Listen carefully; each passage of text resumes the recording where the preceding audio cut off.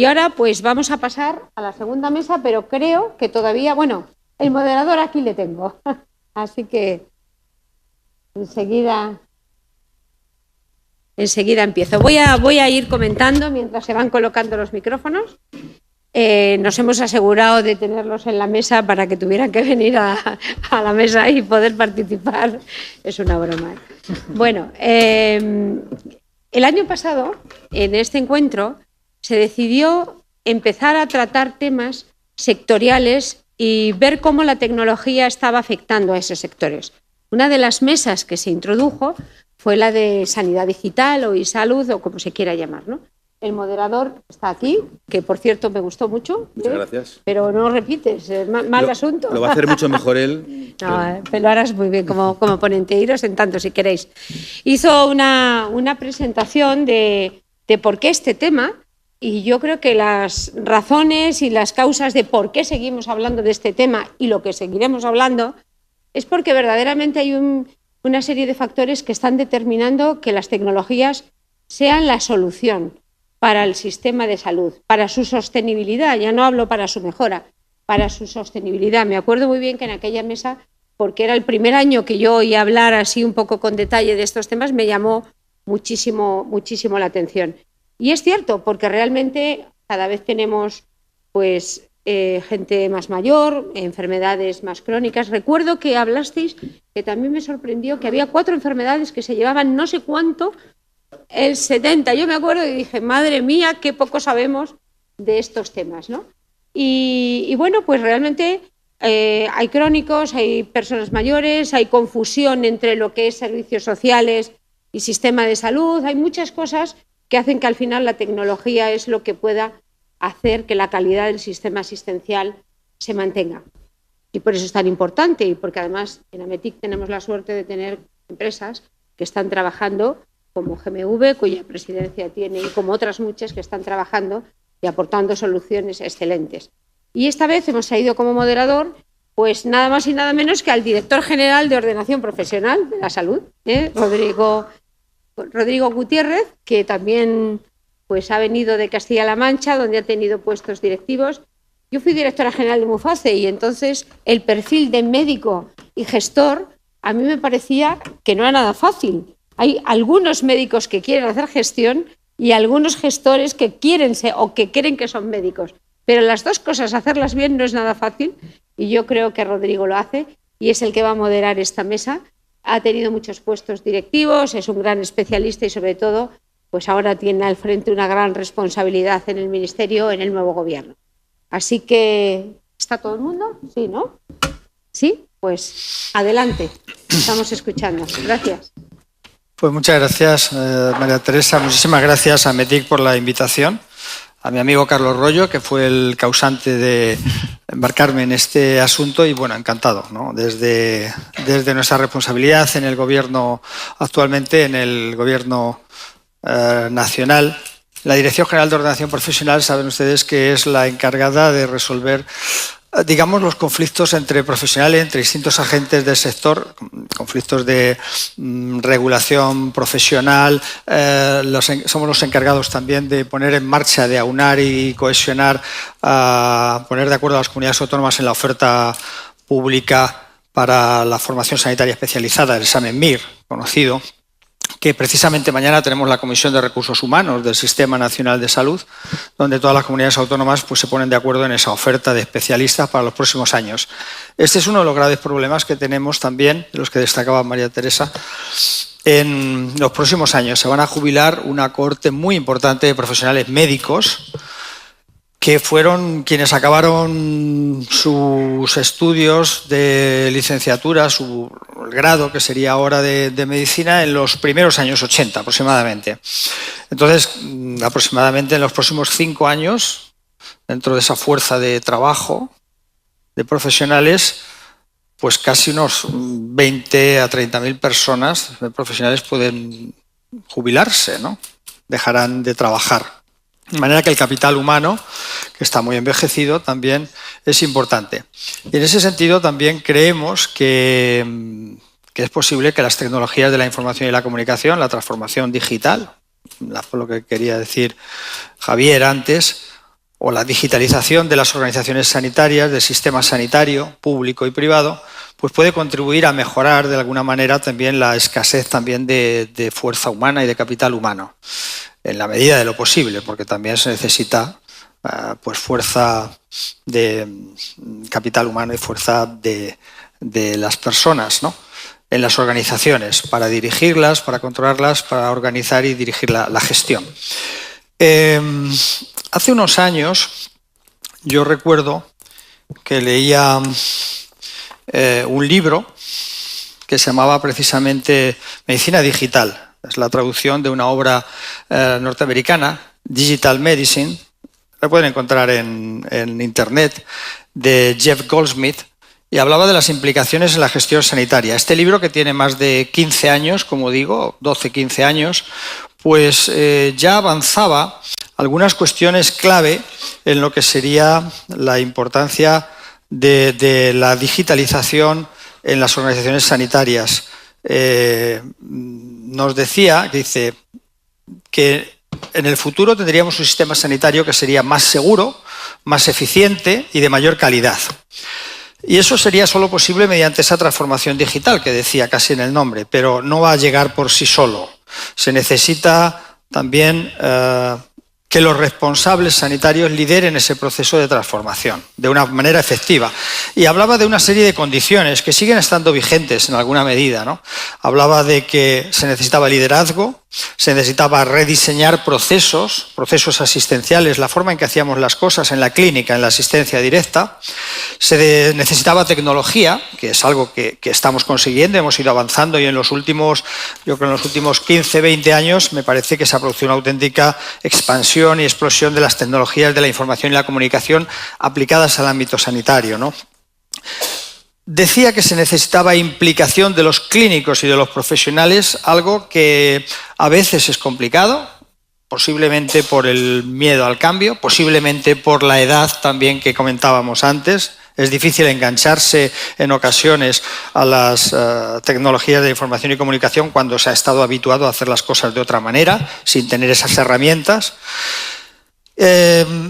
Y hablaba de otras dos cosas, de la definición y distribución de roles de los agentes implicados en la atención sanitaria, y finalmente hablaba de la financiación adecuada. Hace 2 o 3 años creo que Ametic hizo un estudio sobre el coste, el gasto realmente, que en el ámbito sanitario se destinaba a tecnologías de la información, y era el más pequeño en el fondo. Precisamente el capital humano, los costes de personal eran los más elevados, ¿no?, y el mantenimiento de equipos y de otro tipo de cuestiones, pero no en tecnologías, en desarrollo de tecnología de información, y abogaba precisamente por llevarlo a cabo, ¿no? Yo creo que era importante. Salud digital, por utilizar el nombre de la mesa, dice Wikipedia que es la convergencia de tecnologías digitales con la salud, la atención sanitaria, con la vida y con la sociedad, para mejorar la eficiencia de las prestaciones de servicios sanitarios y hacer que esta asistencia sea más precisa y más personalizada, más individualizada, que es en última instancia lo que se busca. Es, por tanto, un campo multidisciplinar. Implica numerosos agentes, numerosos stakeholders, que incluyen clínicos, investigadores, científicos, expertos del ámbito de la atención sanitaria, de la ingeniería, de las ciencias sociales, de la salud pública, de la economía de la salud y de la gestión. Y sostenibilidad, que hablamos, sostenibilidad, saben ustedes que es un concepto extraído que procede del campo de las ciencias medioambientales. A veces se utiliza de una manera abusiva, en mi opinión, pero nos hemos cansado a lo largo de la pasada crisis, de la que estamos aún saliendo, de oírlo aplicado a todos los campos, ¿no? Sostenibilidad, pues, se refiere a la capacidad de satisfacer las necesidades de la actual generación en la que nos encontramos, sin comprometer o sin sacrificar la capacidad de las futuras generaciones de satisfacer las suyas, ¿no? Pero por extensión, como decía, se ha aplicado al hecho de consumir o explotar determinados recursos por debajo del límite de la renovación de estos. Nos encontramos, comentaba María Teresa al principio también, hablando de la mesa del año pasado, en un contexto muy complejo. Un contexto que básicamente puede identificarse, sería cambios demográficos y epidemiológicos muy importantes, envejecimiento, cronicidad, somos el segundo país más envejecido del mundo, pluripatología, consumo de muchos fármacos, nuevas preferencias también de los pacientes, si quieren, de los clientes o usuarios también.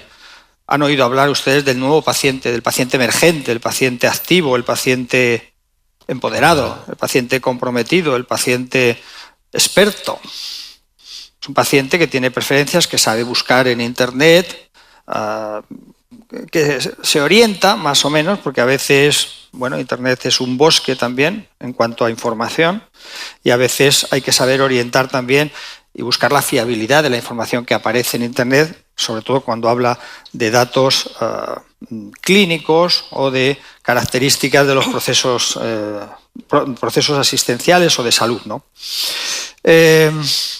La importancia también de la salud percibida por la población está adquiriendo una característica muy importante.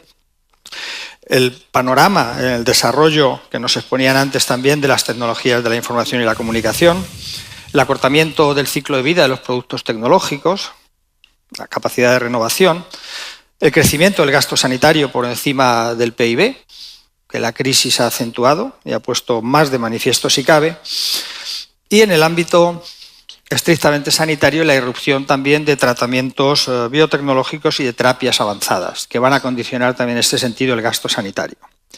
Bueno, para hablar de todo esto, que yo creo que es importante, por lo menos hablo desde el sector también como profesional interesado, pero yo creo que es algo que afecta y que yo creo que es de común interés para la ciudadanía media.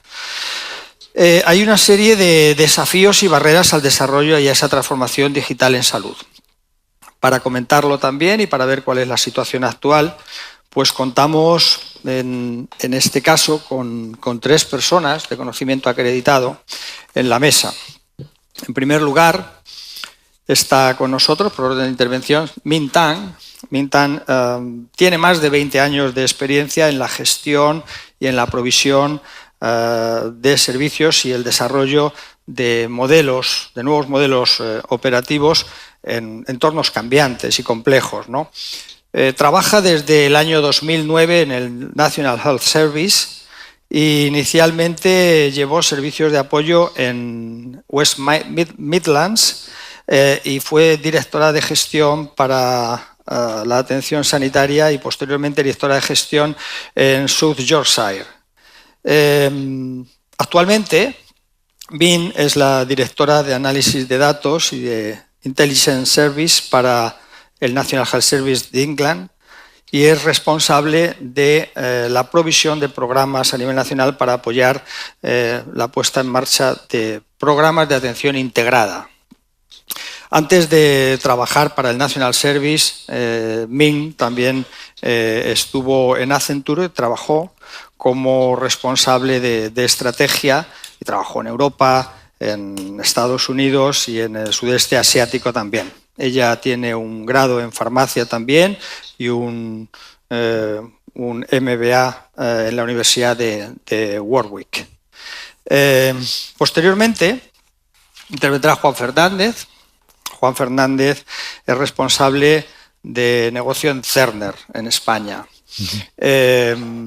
Es responsable también de comunicación y de la información con las autoridades sanitarias, como con todos los clientes que tiene dentro de la administración, y ha trabajado con gran conocimiento del sector sanitario y de visión estratégica también desde el año 2007 que se incorporó a Cerner, ¿no?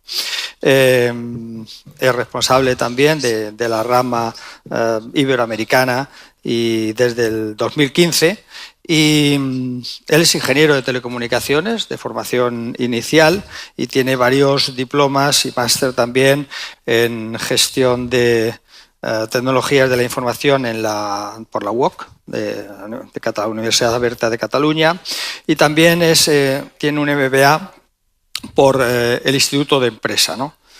de manera que también podrá hablarnos de cuáles, desde su punto de vista, cuáles son esas barreras y los problemas que tiene.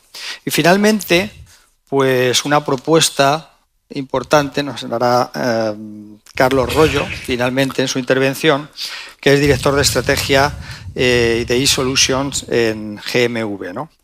Carlos y yo nos conocemos desde hace mucho tiempo. Él fue responsable de la puesta en marcha de todo el área de tecnologías de la información en el Servicio de Salud de Castilla-La Mancha, ¿no? Para los casi 2 millones de habitantes que tenía entonces nuestra comunidad autónoma, una vez que se produjeron las transferencias en la asistencia sanitaria, que se descentralizó la asistencia sanitaria desde el InSalud, como ustedes recordarán. Carlos es licenciado en Medicina y Cirugía por la Universidad Complutense, es máster en Salud Pública también y en Epidemiología por la Autónoma de Madrid y él es médico de familia con acreditación oficial para desempeño en toda la Unión Europea. Desde el año 2001 hasta el 2005 estuvo trabajando, como les digo, en el Servicio de Salud de Castilla-La Mancha y posteriormente tuvo importantes responsabilidades también en el Ministerio de Defensa, como Inspector General de Tecnologías de la Información también. A partir del 2007 fue nombrado Director General de Desarrollo Corporativo en Comitas Comunicaciones y fue en 2008 cuando ya se incorpora a GMV, ocupando el cargo de Director de Desarrollo de Negocio en el área de Sanidad. Desde este año pues, ha asumido la dirección de estrategia de la compañía. Y, por tanto, yo creo que él tiene una larga trayectoria y una buena perspectiva para poder explicarnos pues, cómo cree, cuáles son las propuestas para intentar mejorar la sostenibilidad de nuestro sistema sanitario. En cualquier caso, yo siempre me gusta citar a un poeta norteamericano, que es Wallace Stevens, que decía que en la vida, como en el arte, muchas veces lo importante no es tener todas las respuestas, sino estar abierto a todas las preguntas. Así que, cuando quieran, Min, por favor. Thank you. Gracias. Muchísimas gracias por haberme invitado. Es un placer estar aquí. Y a continuación voy a compartir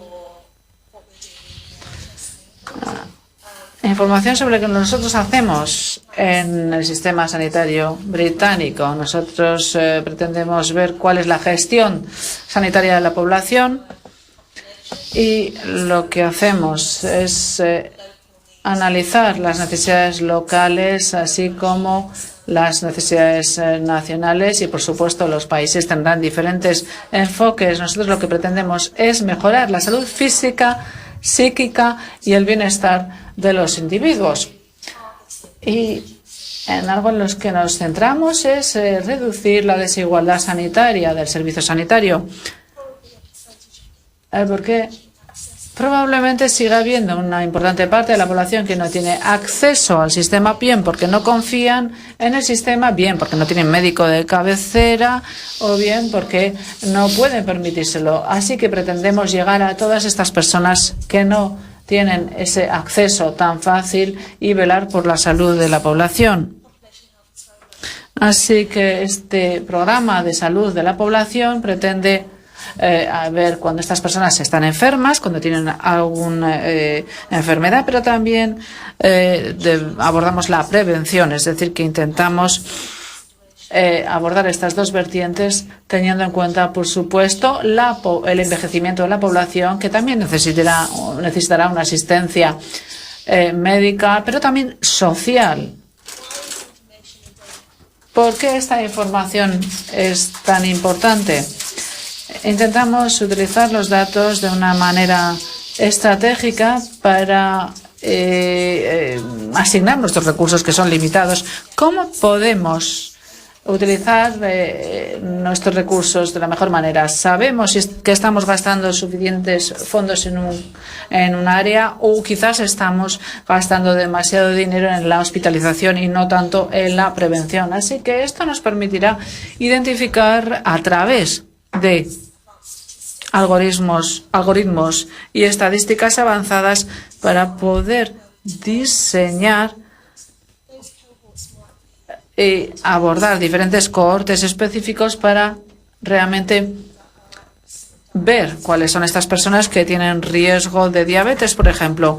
cómo proporcionarles un servicio, cuáles son los cuidados. Por ejemplo, también nos analizamos los trastornos musculoesqueléticos, es decir, que tienen algunas necesidades y no pueden, por ejemplo, también tenemos que gestionar el dolor, tratamientos específicos, escáner o cirugía, que puedas incluso saber gestionar tu propio dolor y convertirte en un paciente informado y experto, vamos a decir.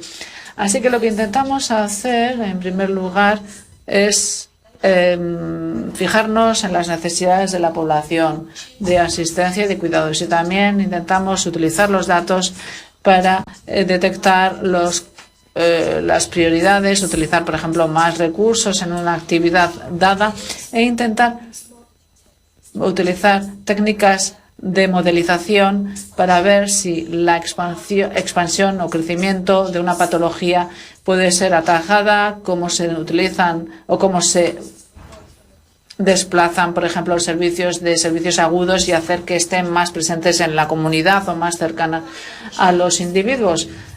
Intentamos rediseñar nuestros servicios sanitarios, intentamos establecer diferentes modelos de asistencia, cómo hacer con, por ejemplo, la asistencia secundaria, hacer que la asistencia secundaria sea una continuación de la asistencia primaria, cómo gestionarlo mejor y que se noten los beneficios que nosotros esperamos. Y para darles alguna información adicional, nosotros tenemos a la izquierda el mapa azul, tenemos comisiones que llamamos nosotros comisiones de expertos, de especialistas, que tienen una serie de servicios que pueden ser hospitales o consultas generales.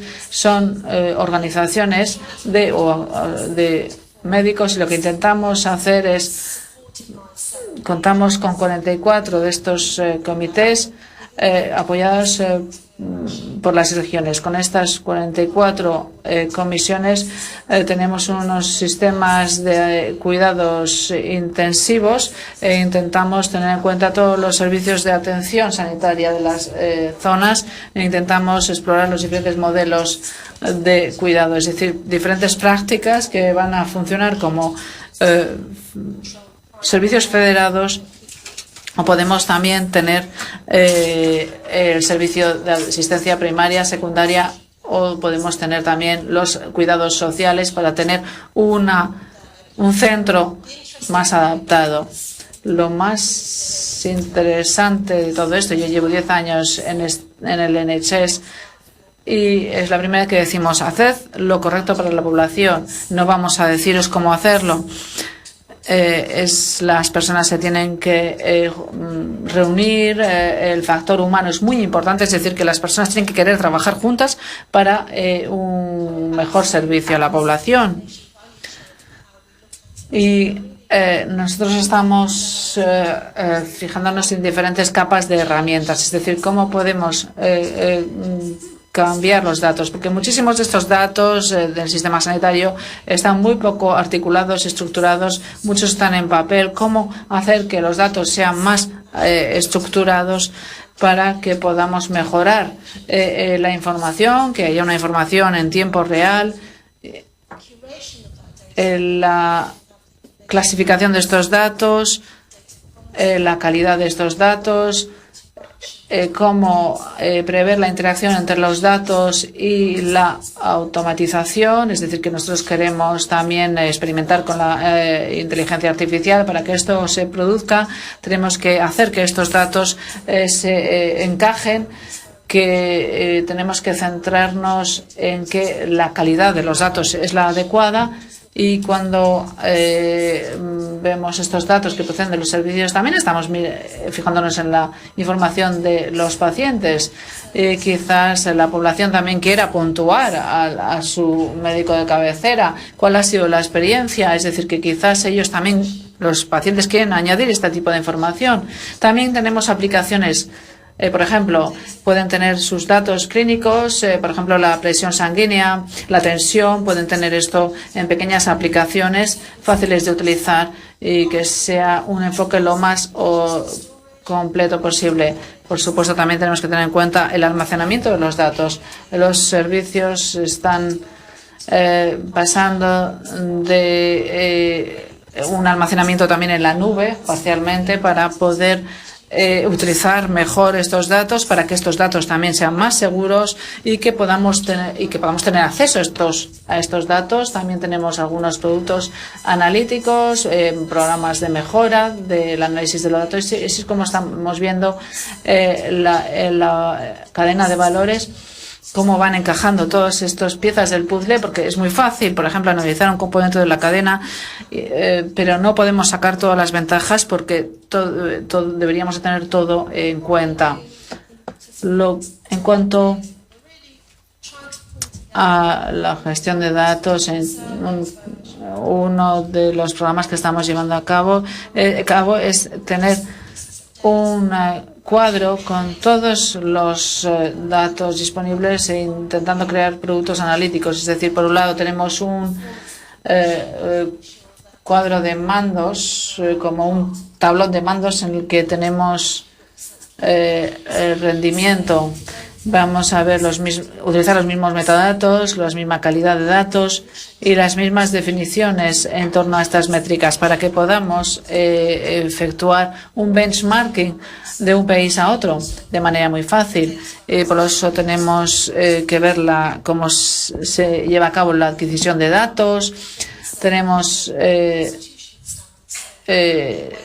normas que se desprenden de la Constitución, es decir, que no solo que tenemos que comparar diferentes partes de los países, cuál es el tiempo de espera. Eso está recogido en las normas y también, por ejemplo, en cáncer, si realmente se trata a las personas a tiempo. Hay muchísimas normas y lo que pretendemos es contar con una arquitectura nacional y que estos datos estén a disposición de los servicios locales para que puedan completar incluso y aportar sus propios datos a nivel local y para que puedan utilizar mucho mejor esta información. El Big Data es un ejercicio de transparencia, es decir, cómo hacer que esté a disposición de todos esta información. En lugar de decir estos datos son míos, queremos que estos datos fluyan, que se distribuyan para que se puedan utilizar de mejor manera, pero para recoger todos estos datos tenemos que contar con unas normas y para hacerlo de manera igual. Por ejemplo, hay veces que no hacemos las cosas correctamente y esta mañana he podido ver que algunas de las cosas que tienen aquí son estupendas.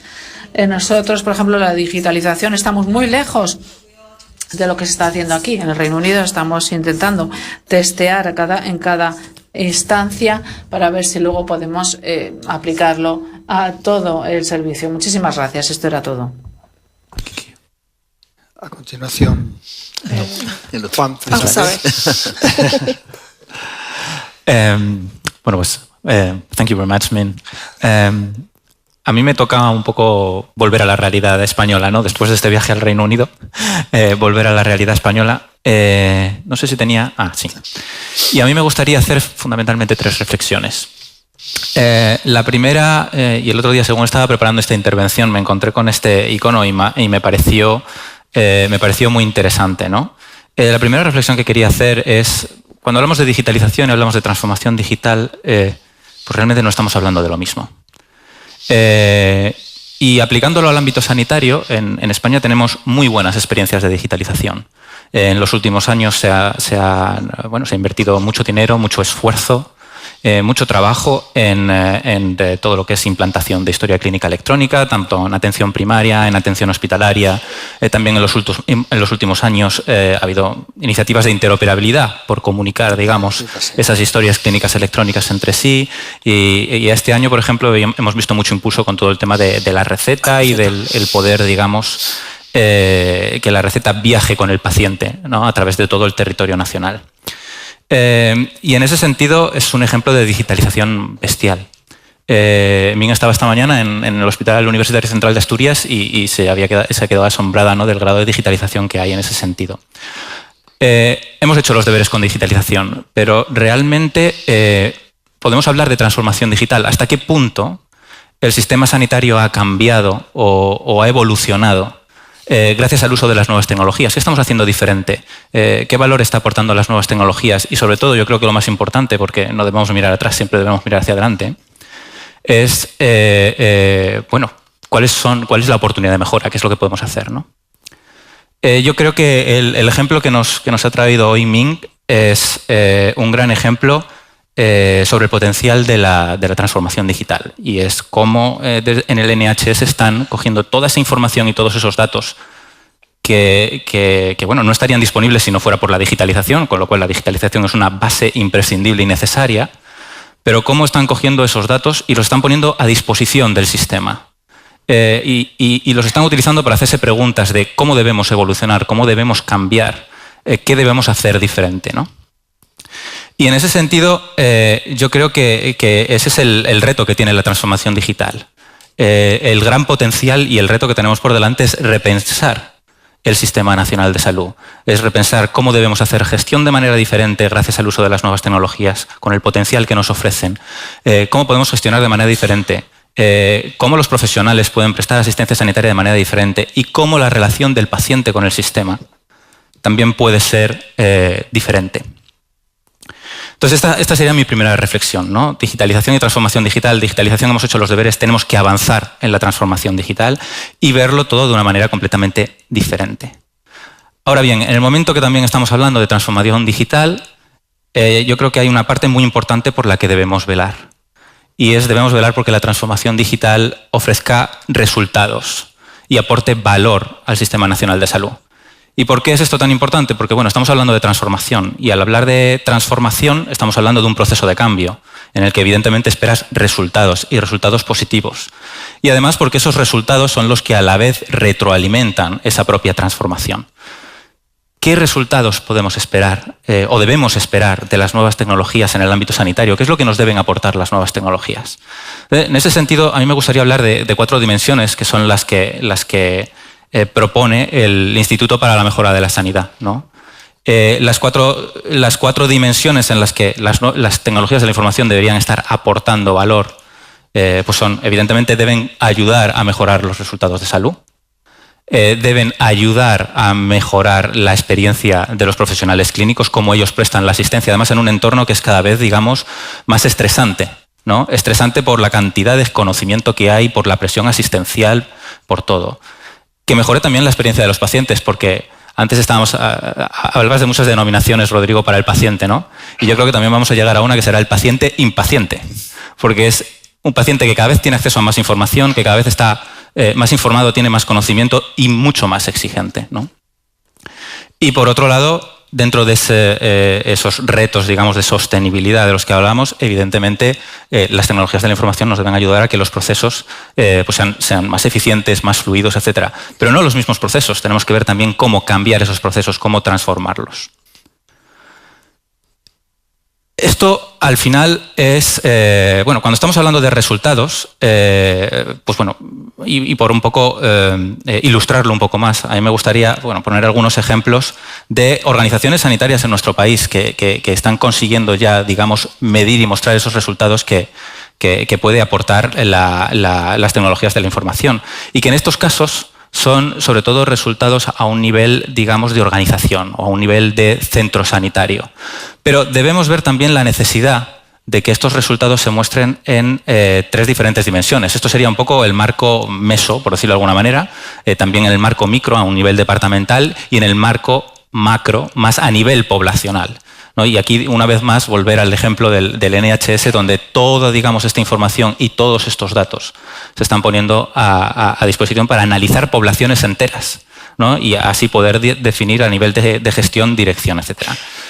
Al final, de lo que estamos hablando es de un proyecto extremadamente complejo, ¿no? Por eso aquí ilustrar la subida al Everest. Un proyecto muy complejo en el que se necesita un plan. Se necesita una visión, un objetivo claro al que queremos llegar, que se necesitan una serie de recursos y se necesita también una serie de poder medir, ¿no? Una serie de métricas para poder medir si estamos teniendo éxito o no. Y esto es quizás lo que, bueno, y aquí voy a dar paso a Carlos para que cuente su parte, ¿no? Pero es quizás en lo que hemos estado trabajando en los últimos meses desde Ametic, ¿no? El promover un proyecto de estas características, ¿no? O sea, España necesita una estrategia de salud digital, necesita una estrategia para definir claramente y de manera y que todos los diferentes actores puedan trabajar de manera coordinada en hacia dónde vamos, qué es lo que queremos conseguir y cómo vamos a medir realmente nuestro éxito. Y aquí, bueno, pues me gustaría repetir, estamos teniendo éxito en la digitalización, pero nos queda el reto de la transformación digital y tenemos muchos deberes por delante. Muchas gracias. Esto es poner el tono en suerte. Con vuestro permiso me voy a poner de pie porque no voy a daros la espalda, no os preocupéis, pero yo necesito hablar de pie. Esta mesa tiene un poquito de trampa. Os lo voy a adelantar. Ya he dicho que Rodrigo y yo somos amigos de hace muchos años, pero es que Juan y yo, desde hace unos meses, yo soy el presidente y él el vicepresidente de la Comisión de Salud Digital de Ametic, ¿vale? O sea, lo digo para centrar un poco el tema. Por lo tanto, cualquier sugerencia o pregunta nos tenéis en la casa para cualquier cuestión de este tipo. Yo, el año pasado me tocó evangelizar, como decía Maite al principio, un poco dar a conocer esto de las tecnologías y la salud, que realmente estaban muy imbricadas, porque había mucha gente que desconocía que las tecnologías pudieran tener tanto que ver con la salud y sobre todo para conseguir un sistema de salud, llámale sostenible, mejorable, lo que quieras. En el fondo, como yo le digo a mis ingenieros, estamos en proyectos tecnológicos que tienen que ayudar indefectiblemente a tratar mejor a los pacientes y a ser posible a curar la enfermedad. Por lo tanto, los que sois tecnólogos tenéis mucho que decir en este entorno. Yo hoy lo que me toca es hablar un poquito del después, el más allá. Lo han centrado ellos todos perfectamente, pero ayer tuve una cena muy curiosa con un compañero que debe estar por aquí, que me hizo muchas preguntas y dije, en tu honor voy a poner una transparencia que hacía años ya que no ponía. Fijaros que he dicho transparencia, qué cosa más antigua, ¿verdad? O sea que tú dijiste filminas esta mañana, que también era tremendo. O sea que también era tremendo. Bueno, miren ustedes, ahí a la izquierda ven ustedes el primer parte de confirmación de la historia. Parte de confirmación o parte de los pedieces que llamábamos en nuestra época, Rodrigo. Y eso, curiosamente, es una traducción del papiro de Evers, que es el primer documento médico de la historia. Es una traducción porque eso ya está escrito en escritura, ¿cómo se llama? Era demótica, estructura demótica. Demótica era la transcripción de los jeroglíficos a una escritura que entendiera el pueblo, de lo de demo, de democracia y tal, ¿no? Entonces eso es un documento que tiene unos 3.000 años de historia, 3.500 años de historia, donde un médico le dice, ahí te mando un paciente para que le hagas una sangría porque tiene una insuficiencia cardíaca congestiva y tú haces la sangría mucho mejor que yo. Y no estoy inventando nada, es verdad, 3.500 años de historia. Lo de la derecha es una placa, una radiografía cervical lateral de cuello y cráneo, que podía ser perfectamente la misma que hizo el amigo Röntgen hace 135 años, más o menos. Los médicos no hemos dejado de trabajar del mismo modo, como veis, y sobre todo lo que se habéis dado cuenta enseguida es que la letra de los médicos no ha cambiado absolutamente nada. O sea que eso os habéis dado cuenta que sí. Los médicos escribíamos así y seguimos escribiendo mal para que no se nos entienda. Hay una falsa historia que dice que los médicos somos los que peor escribimos porque somos los que más apuntes cogemos en la carrera. Y es mentira, es para que no se nos entienda. Y una de las transformaciones digitales que se está produciendo es que por primera vez en la historia, cuando tú le das un informe a un paciente, entiende lo que dice, porque está escrito en un ordenador. Curiosamente, hace un par de años, estuve en un instituto en Madrid hablando de estas cosas y pregunté a los chicos de 15, 16 años que con qué elemento identificaban a un médico. Y ya me contestaron. Yo estaba al lado de dos periodistas. Uno me decía que te van a decir la bata y el otro me decía que te van a hacer el fonendoscopio. Y todos los alumnos dijeron que con un ordenador.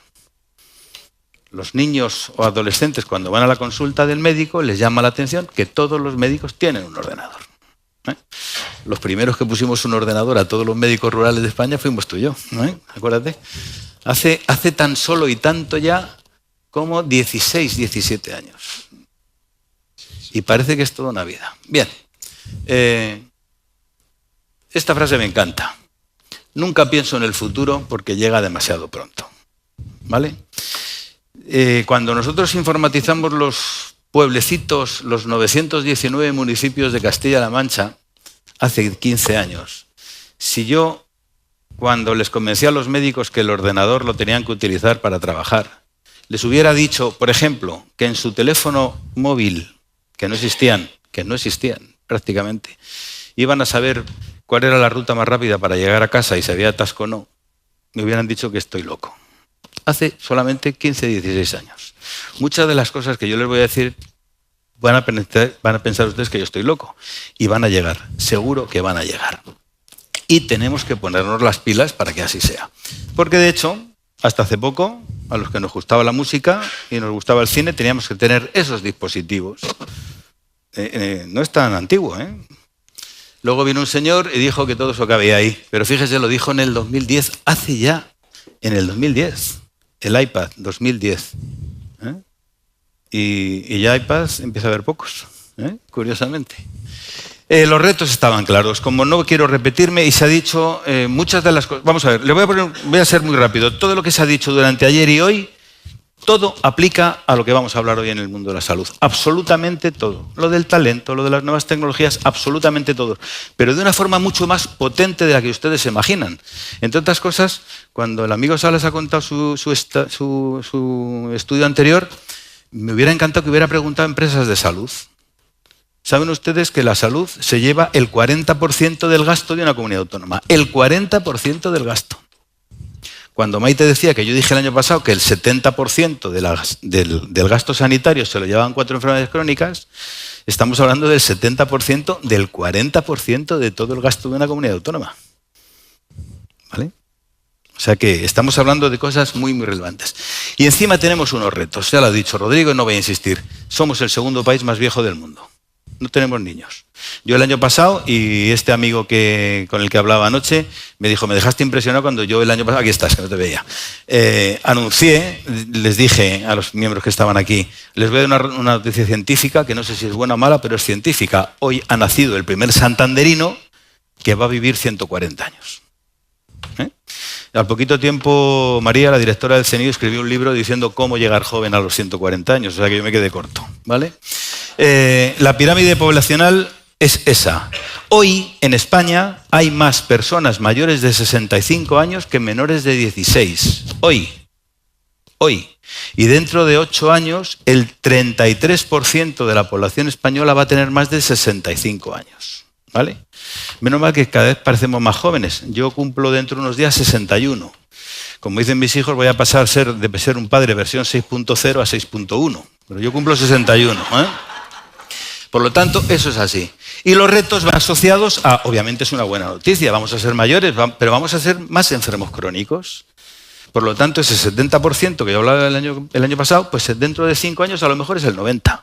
Y a lo mejor hace insostenible en el más semántico sentido de la palabra, el sistema sanitario. A lo mejor no hay dinero.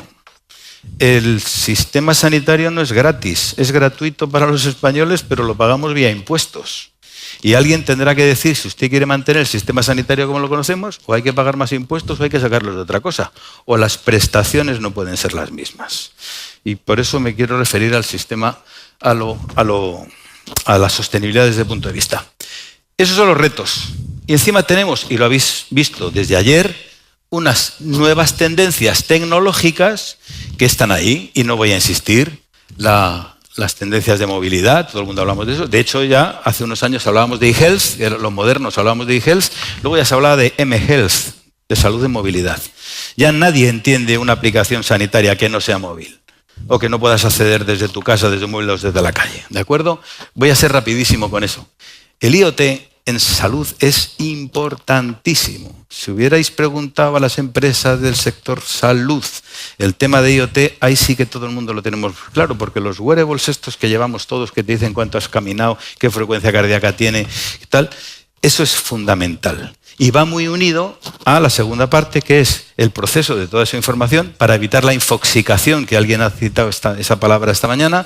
Vamos a tener ya sistemas de Big Data, de telemedicina, que van a poder procesar esa información y saber lo que está pasándole a un individuo allá donde esté, a cualquier hora del día, y además asociado a unas fuentes de información que hasta ahora no teníamos asociadas, al menos científicamente, sí empíricamente.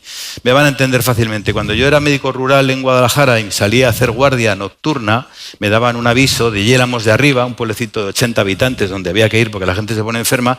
Yo lo primero que hacía miraba al cielo. Y si había luna llena, sabía, esto va a ser o un cólico nefrítico, o una agresión de un hombre a su mujer, o un asesinato, un intento de suicidio, o un parto.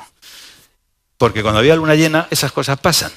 Por primera vez en la historia, el Big Data nos va a permitir buscar causalidad entre la fase lunar y ciertas patologías que hasta ahora los médicos entendíamos que era algo casual. Pues a lo mejor encontramos que es algo causal. Igual que digo lo de la fase lunar, la velocidad del viento, la temperatura ambiente o el nivel de estrés que tengo en cómo esté la carretera, si está nevada o no. Yo siempre digo a mis colegas que el Big Data es un patrimonio de la humanidad para los médicos y va a cambiar radicalmente, disruptivamente la forma de hacer las cosas y cómo hacer las cosas. Bueno, esto es rapidísimo. Se ha hablado esta mañana y ayer de todo esto, por lo tanto voy a ir muy rápido, además es muy tarde, pero sí quiero dejar esta frase aquí escrita. El sector sanitario está, y como bien decía antes Juan, está transformando ya sus tradicionales procesos asistenciales hacia un modelo que garantiza la sostenibilidad de los mismos basándose en sistemas más colaborativos, más conectados y que se asientan sobre infraestructuras que permiten una mayor eficiencia interna, dotando de mayor accesibilidad a los servicios de salud de todos los ciudadanos. Hemos pasado de la digitalización a pensar ya en transformación digital para hacer otras cosas. Y por primera vez en la historia, y hablaba Juan muy bien, de resultados en salud. Nosotros hasta ahora en salud hemos medido resultados industriales. ¿Cuál es el mejor hospital? El que más camas tiene. ¿Cuál es el mejor hospital? El que más complejidad hace. Decía Hipócrates, hace muchísimos años, que al médico había que pagarle por los sanos que tuviera y no por los enfermos. Y nosotros seguimos midiendo la enfermedad, no la salud. Y cuando vemos que hay un hospital que es muy complejo, le damos más presupuesto para que opere más y tal. Cuando si estuviera Hipócrates vivo diría, ese es el peor médico, porque es el que más tiene que operar. Darle dinero a alguien que haga que mediante medidas preventivas, etcétera, la población esté más sana. Y para llegar a la sostenibilidad, Rodrigo, a lo mejor tenemos que llegar a incentivar la salud y no la enfermedad. Y es un cambio radical, ¿vale? Vamos a llegar a la medicina de las 4 Ps. Y luego verán la siguiente transparencia que digo, o 5, o 6, o 7, pero las Ps. Y a mí me va a entender porque se dice prácticamente igual en inglés que en castellano lo de las Ps. La medicina predictiva. Esta mañana estabais hablando ya de modelos predictivos, cómo los modelos me van a llevar a la predicción y lo que va a pasar en un Smart City. Bueno, pues en la salud pasa lo mismo. La predicción. Nosotros podemos saber lo que le va a pasar algo a alguien dentro de 25 años como siga igual. Gracias al Big Data también. Modelos preventivos, eso es de toda la vida. Yo cuando empecé la carrera me dijeron aquello de que no había enfermedades sino enfermos y que más vale prevenir que curar. Eso lo hemos estudiado todos, no hemos hecho ni caso nunca, ¿vale? Prevención. La personalización. La personalización, lo decía Rodrigo, ya la industria farmacéutica está fabricando fármacos para usted. No para el que tenga lo que usted, sino para usted. Y estamos llegando ya a eso. Nosotros, GMV, tenemos un proyecto de Big Data que estamos estudiando, entre otras cosas, cómo escribe la gente en las redes sociales, proyecto financiado por la Unión Europea, no me estoy inventando nada raro, para hacer diagnóstico de Alzheimer. Y tenemos ya, ¿verdad, Luis Fer?, unos cuantos pacientes reclutados con Alzheimer que hemos descubierto a través de redes sociales. Oye, Cristina, ¿cómo se llamaba la tía aquella que teníamos en Burgos que nos invitaba a cenar todos los 25 de mayo? Y estudiando eso, mediante tecnología Big Data, estamos detectando Alzheimer. Porque hay un laboratorio que dice que tiene un fármaco que cura el Alzheimer si se diagnostica en estadios tempranos. Y como no sabemos lo que es un estadio temprano de Alzheimer, pues hay que hacer estas cosas para decirle al paciente, usted igual tiene un Alzheimer, a lo mejor le viene bien tomar ese fármaco. No es ciencia ficción lo que les estoy diciendo. Más Ps, tú lo has dicho antes, la precisión, la medicina de precisión, eso también está ahí. El año pasado, cuando en esta misma mesa invité a nuestro amigo Julio Mayol, estuvo aquí Rodrigo, y él puso una P+, que era la P de poblacional, que esto tiene que llegar a todo el mundo, no a una parte pequeña. Y luego algún amigo, cuando hablo de esto, me ha añadido un par de P's más. Uno me ha dicho que esto hay que hacerlo con mucha pasión, me dice que tú le pones pasión a esto, y eso está bien, lo de la P de pasión.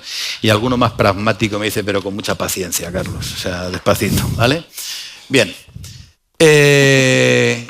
Fíjense, les voy a poner en un estudio que hemos hecho desde FENIN y AMETIC. También tiene trampa esto, porque este caballero también está en FENIN, por lo tanto estamos aquí todos alineados.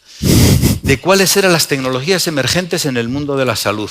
Curiosamente, muchas de las que tú has puesto en el cajón ese desastre, ¿por qué no estaban? Empezando de arriba abajo, drones. Y los drones no para repartir fármacos, ni para repartir las sábanas de los hospitales, como piensa alguno. Nosotros estamos embarcados en un proyecto de meter una plataforma de telemedicina, por aquí está el general Goberna, a través de la UME, la Unidad Militar de Emergencias, con un dron en una emergencia, un terremoto, un incendio, puede identificar a un ciudadano herido y a través de la plataforma de telemedicina embarcada en el dron se le puede atender. Suena a ciencia ficción, pero estos son proyectos reales. Blockchain. Me pasa lo que a ti también todavía, pero ya se está diciendo en todas partes que el blockchain puede ser la panacea para la seguridad de la información y la confidencialidad de los datos clínicos. Big Data, ha quedado claro, realidad aumentada, 3D. Le estaba diciendo yo aquí ahora a José La Peña por lo bajini, que ya prácticamente toda la piel que se pone en los trasplantes de piel en los grandes quemados es piel fabricada con impresoras 3D. Pero ya se está hablando no solamente de fabricar con 3D prótesis, sino órganos. Órganos. Si el año pasado Maite os sorprendió lo de los 140 años, me atrevo a decir otra frase. La inmortalidad del ser humano es verosímil. La inmortalidad del ser humano es verosímil. Y entre otras cosas, gracias a este tipo de tecnologías. Ayer también alguien me preguntaba ¿para cuándo van a llegar los robots o los humanoides y tal? Digo, tendremos humanos llenos de órganos fabricados por 3D. ¿Eso será un humanoide o qué será eso? Realidad virtual, inteligencia artificial, robótica, Internet de las cosas y la genética, genómica y todas las ómicas que os podáis imaginar. Estos son los 10 tecnologías emergentes en el mundo de la salud. Por lo tanto, señores ingenieros, tienen mucho que aportar para la salud. Los médicos, obviamente, tendremos que trabajar con estas tecnologías.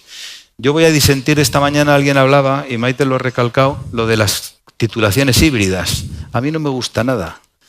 Yo no quiero... Eso de los ingenieros biomédicos me suena raro, o los médicos de ingenieros. Yo prefiero un médico que sepa mucha medicina trabajando al lado de un ingeniero que sepa mucha ingeniería. Yo creo que esa es la solución idónea. Además, el conocimiento científico es tan grande, tan enorme, que es que va a ser imposible que un ingeniero sepa de todo lo que tiene que saber para trabajar con un médico. Tendrá que saber ingeniería y los médicos medicina. Hace poco, Rodrigo, tú que estás en donde estás, me decía el gerente del Massachusetts General Hospital de Boston, dice, Carlos, tenemos un problema. En radiología tenemos 25 superespecialidades de radiología, 25 en el hospital, pero con un problema añadido, que es que el de radiología de la mano no tiene ni idea de radiología del pie. Y me dijo que en anatomía patológica, especialidad que ayer decidimos tú y yo que posiblemente desaparezca, tenían 35 superespecialidades. O sea que quédense con esa gráfica porque yo creo que puede ser muy interesante. ¿Y todo esto para qué? Y lo decía también muy bien tanto Juan como Rodrigo. Para poner en el centro del sistema por primera vez al ciudadano. A mí no me gusta llamarle paciente, porque todos somos pacientes. Todos los que ustedes están aquí, sean lo que sean, esto que les estoy contando les tiene que interesar mucho, no porque sean ingenieros ni directivos de empresas, sino porque van a ser pacientes. Y nos va la vida en ello.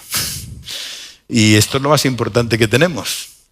Por lo tanto, esto es fundamental y que el paciente empoderado, llamémoslo como quiera, esté en el centro del sistema. Eso ya está pasando. Ya está pasando y ustedes ya saben que cuando les pasa algo, yo tengo un hijo un poquito hipocondriaco, ingeniero de telecomunicaciones, pero es un hipocondriaco, es horrible porque es hijo de un médico y una médica, entonces un ingeniero, hijo de médico y médica es horroroso. Tenía un dolor en el hombro y a los 15 minutos, ¿verdad, Gina? Me llama y me dice, papá, ya sé lo que tengo. Tengo el síndrome del plexo braquial y tengo duda en que sea un Parkinson-Turner. Patología que yo en mi vida había oído hablar. Le llamé a su madre y me dijo, tampoco sé lo que es eso. Obviamente miramos rápidamente en internet, es posiblemente en el mismo sitio donde él había leído, y nos enteramos que eso. Por suerte tiene una protusión de la C5, que es lo más normal que le puede pasar a alguien en el mundo. Pero bueno, entonces eso pasa, ¿vale? Y eso pasa con todos nuestros pacientes y con ustedes mismos. O sea, yo siempre pongo el ejemplo. Yo cuando era médico en Yebra, en Guadalajara, a un paciente le dije, tiene usted una espondilitis anquilopoyética, que es una enfermedad que es verdad, que existe. Él era carpintero y llegó a su casa diciendo que a su mujer, tenemos un médico que es un genio porque me ha dicho una enfermedad que no sé ni pronunciar. Pero es que cuando fue al traumatólogo, dice, el médico del pueblo me ha dicho que tengo una estanteritis agilipoyética de poner muchas estanterías.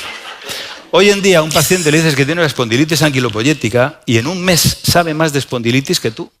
Porque como hay infoxicación, él se lee solo lo de la espondilitis y yo me tengo que estudiar todas las patologías. Por lo tanto, él sabe más que yo. Esa relación médico-paciente va a cambiar indefectiblemente por estas cosas, ¿vale? Por lo tanto, tiene que ser así. Bien, esta gráfica me gusta mucho. Esta la hicimos, todavía no he hablado del proyecto Tractor. Esta gráfica la hicimos para demostrar que esto va en serio. Allí pone 1970 y se ve una calculadora, ¿vale? Luego 980 un ordenador, 90 la WWW, en el 2000 ya empezó a hablarse de genómica, redes sociales, y estamos en prevención, predicción, management, diagnóstico y enfermedad 2020, resultados en salud. El 2020 suena todavía lejano, pero es pasado mañana. Es pasado mañana. Esta imagen es absolutamente real. Y o trabajamos así o nos quedamos fuera. Nos quedamos fuera. Y alguien también esta mañana ha hablado de Netflix y de Airbnb. Airbnb es la empresa del mundo mayor de hoteles y no tiene ni camas ni hoteles. Netflix no tiene salas de cine y es la mayor de cine. Ustedes, porque no hay ningún médico más aquí en la sala, pero yo cuando hablo para médicos digo, compañeros, poneros las pilas. Es posible que dentro de muy poquito la empresa mayor de salud no tenga ni médicos ni hospitales. Y puede ser, ¿vale? Por lo tanto, quédense ustedes también con esto, porque esa revolución digital ha llegado para quedarse, y o nos enganchamos o nos quedamos fuera. Y la forma de trabajar de los médicos va a empezar a ser así. Y ya se parece mucho así. Lo del fonendoscopio no hay forma de que nos lo quitemos del cuello, como ven. O sea, eso es una cosa que ahí está, pero bueno, ¿qué se le va a hacer? Pero esto ya se parece, ¿verdad, Rodrigo, a alguno de nuestros hospitales? Y, Juan, ¿verdad? O sea, ya se empieza a parecer. Por lo tanto, hemos decidido, el año pasado, desde Ametic, plantear un reto. Como esto creemos que es así, digámosle a alguien a donde proceda, y me voy a atrever a mi compañero Rodrigo, que está aquí, que ha venido entre otras cosas como representante de la administración. ¿Os acordáis que el año pasado presentamos los proyectos Tractores, país, y decidimos que un proyecto Tractor tenía que ser el de salud? Que tenía que ser el de salud, entre otras cosas porque el denominador era el mayor. Esto afecta a todos los españoles. Entonces el reto enorme es involucrar a todos los agentes que tienen que ver con esto que les he contado hoy. Perdóname, pero hay algún nombre de ministerio anterior. O sea, se os ha ocurrido cambiar los nombres hace poquito y entonces esto lo hemos dejado como estaba. Pero manteniendo el centro del ciudadano, tenemos en este país a los proveedores, startups, grandes corporaciones, gobiernos, autoridades locales, laboratorios, universidades, inversores, aseguradores, asociaciones, tal. Tenemos todo. Tenemos al gobierno un montón de ministerios, ¿verdad, Rodrigo?, que tienen que ver con esto que estamos hablando. Un montón de ministerios y directores generales. Y encima, como somos, pues 17 sistemas de salud distintos, más la sanidad militar, en honor al general Goberna que anda por ahí, y la privada. Casi nada. Bueno. Hicimos un esfuerzo enorme en intentar hablar con todos los interlocutores esos para presentarles el proyecto de Tractor de Salud. Y verdad, Juan, que casi lo conseguimos. Casi lo conseguimos. Y presentamos un macroproyecto de Tractor en Salud para que España, como marca España, lidere mundialmente estos cambios de la transformación digital que todavía no ha llegado. Aquí pelearemos con el National Health Service para ser los mejores, pero creo que tenemos que hacerlo así. No viene muy a cuento esta gráfica con lo que yo quiero contarles. Tenemos tecnología del siglo XXI, con procedimientos administrativos del siglo XIX y con cultura organizacional de 3.500 años antes de Cristo, como han visto en la primera diapositiva. Por lo tanto, eso hay que cambiarlo. ¿Y por qué un proyecto de Tractor? Porque los profesionales ya empiezan a decir que Señores, es que esta mañana hemos hablado de millennials. Los médicos jóvenes son millennials. Los médicos jóvenes son millennials. Y ya empiezan a querer herramientas de otro tipo. Cuando Rodrigo y yo acabamos la carrera, aunque ustedes no se lo crean porque parecemos mucho más... Yo he confesado ya mi edad, pero sé que aparento 3 o 4 años menos. No había ecografías. No existía la ecografía. Nosotros acabamos la carrera, yo en el 80, tú por ahí, ¿no? Me supongo. El TAC era un TAC de 2 cortes y que hacía 2 imágenes. Realmente era como 2 radiografías. Hoy en día, un TAC helicoidal de 64 cortes hace 1.200.000 imágenes por estudio. Por lo tanto, la única forma de verlo es hacer una reconstrucción 3D. Las primeras reconstrucciones 3D que se han hecho en la industria han sido para salud, porque es la única forma que podemos ver un órgano. Por lo tanto, ya en encuestas, encima nos colocan asociaciones como el HIMSS a España, como bien decía Juan, que estamos ya liderando de alguna forma no la transformación digital, sino la digitalización en la salud. Somos el país que más historias electrónicas tiene por habitante. Curiosamente, voy a hacer un canto a mi amigo, o sea, el 33% de los españoles tenemos historia clínica con la aplicación de Juan, con la de Cerner, el 33% de los españoles. Tenemos el único país que tenemos receta electrónica, o sea, tenemos una serie de cosas curiosísimas. Y por lo tanto, con todos esos actores, con esos datos tan importantes como que un 88,3% de la población accede a Internet a través del móvil, ya, que hay 8,4 millones de personas mayores de 65 años, que el gasto en sanidad llegará al 13% del PIB el año que viene, con una serie de cosas, hemos propuesto un proyecto tractor que ubique al ciudadano como centro del sistema sanitario, provisionar digitalmente y de forma proactiva las prestaciones sanitarias, extender el concepto de centro sanitario más allá del edificio físico. Esta mañana hablabais de hogares inteligentes. Yo acabo de escribir un articulito que me preguntaban cuál va a ser el hospital del futuro. Y le dije, ¿a qué? ¿A 5, a 10 o a 25 años? Porque a 25 años yo estoy seguro que los hospitales no van a existir y nos harán todas las cosas que nos hace un hospital en la cama de nuestra casa. ¿Vale? Todavía no puede ser. Yo de aquí me voy corriendo a Madrid porque mañana, aunque no se lo crean, a las 8 de la mañana me operan de un cáncer de próstata. Mañana a las 8 de la mañana. O sea, fíjese que ha cambiado la tecnología, que esto antes sería impensable decirlo, ¿no? O sea que, por cierto, esto tiene que ver mucho con la seguridad de los datos. El paciente emporeado puede decir lo que le dé la gana de su patología. No siempre hay que hacerlo así, ¿vale? Bueno, como ven ustedes, ya corto. Sobre todo para medir resultados en salud. Poder tener una mayor salud como país, gracias a las tecnologías que ustedes utilizan, y poder desarrollar un montón de subproyectos donde van a estar ustedes y sus empresas implicados, porque todo esto es necesario para ese gran proyecto tractor. Ahí tienen ustedes nombres de empresas que pueden colaborar en este tipo de proyectos. Estoy corriendo porque ya voy volado, me van a regañar mucho.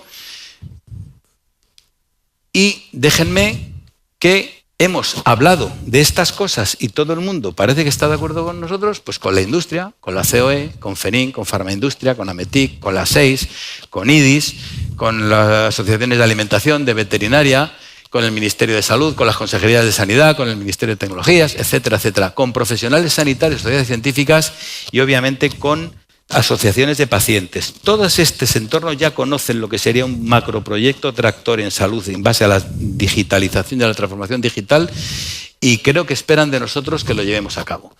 Como se van a quedar con las presentaciones, ahí tienen ustedes las conclusiones. En el fondo lo que queremos decir aquí es que tenemos unos retos que son muy graves, que si no hacemos algo nos hundimos como país, que la salud no vamos a poder ofertarla como estamos ofertándola ahora, y que creemos que además de que tiene que haber médicos profesionales, ingenieros, directivos, etcétera, las tecnologías es una herramienta fundamental y prácticamente absolutamente necesaria para poder iniciar esa transformación y poder tener un futuro como país distinto en algo que nos afecta a todos, que es nuestra salud. Si se quedan con mi correo electrónico o a través de AMETIC, estaré encantado para hablar con ustedes y recibir críticas sobre todo de lo que les acabo de contar. Muchísimas gracias.